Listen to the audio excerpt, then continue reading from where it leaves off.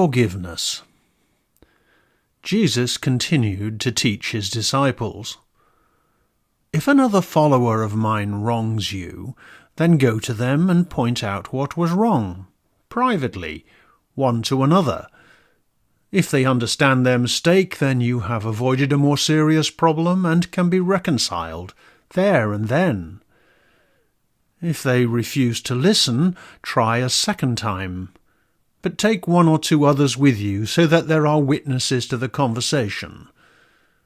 If they still refuse to listen to your complaint, then tell the wider church of the matter. If they won't listen to the church, then sadly they should be treated as an outsider, not a fellow believer."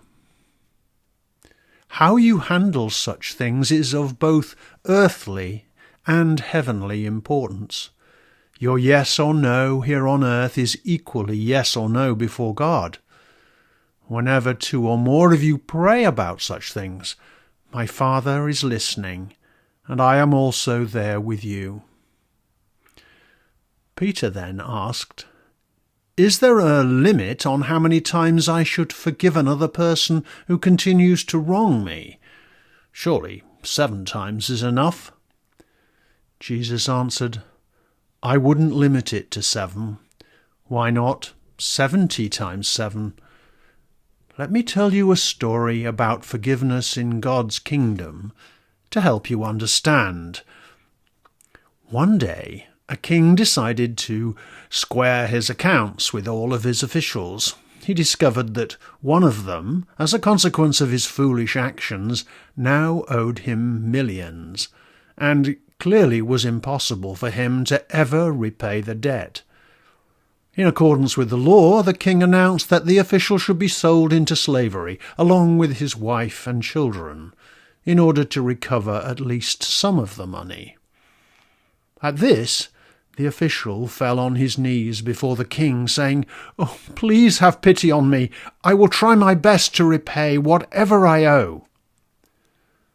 Touched by the official's plea, the king graciously wrote off the entire debt and let him go free.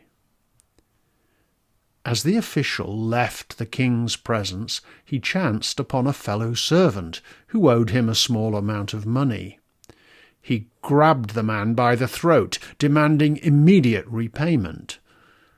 The servant similarly begged for mercy and time to pay, but the official would have none of it and had him arrested on the spot.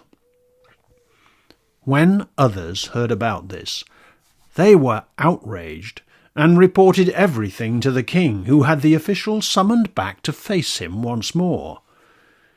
"You ungrateful and ungracious man," said the king, "you begged for mercy, and I let you off your entire debt. Don't you think you should have done the same?" The king was so angry, he ordered the debt to be reinstated and the official severely punished for its non-payment.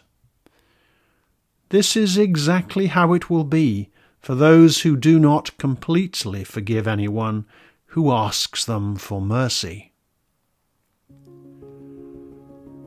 The wreck of souls upon the rock of retribution, for wrongs endured, just punishment and restitution.